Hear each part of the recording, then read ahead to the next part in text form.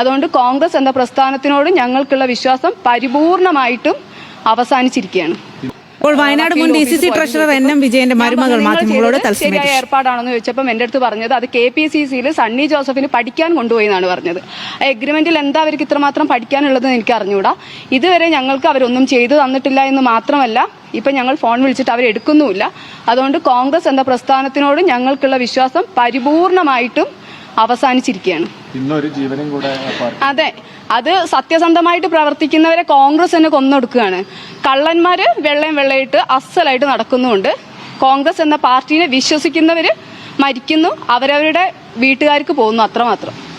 കോൺഗ്രസ് എന്ന് പറഞ്ഞ പ്രസ്ഥാനം, കോൺഗ്രസിലെ കുറച്ച് ആൾക്കാരെ എനിക്കിനി വിശ്വാസമില്ല. ആ പാർട്ടി ഒന്നും ചെയ്തു തരുന്നും പറയുന്നില്ല. അവരുടെ ഔദാര്യവും ഞങ്ങൾക്ക് ആവശ്യമില്ല. കാരണം ഞങ്ങൾ അനുഭവിക്കാവുന്നതിന്റെ പരമാവധി അനുഭവിച്ചു കഴിഞ്ഞു. എന്റെ ഭർത്താവ് ഇന്നൊരു രോഗിയായി മാറാൻ കാരണം പോലും ഈ കോൺഗ്രസ് എന്ന് പറഞ്ഞ പ്രസ്ഥാനമാണ്. 2.5 കോടി.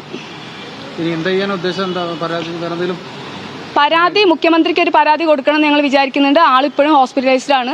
ഹസ്ബൻഡ് വന്നിട്ടില്ല. വന്നതിന് ശേഷം മുഖ്യമന്ത്രിനെ പോയി കാണണമെന്ന് വിചാരിക്കുന്നു. ഒരു പരാതി കൊടുക്കണം.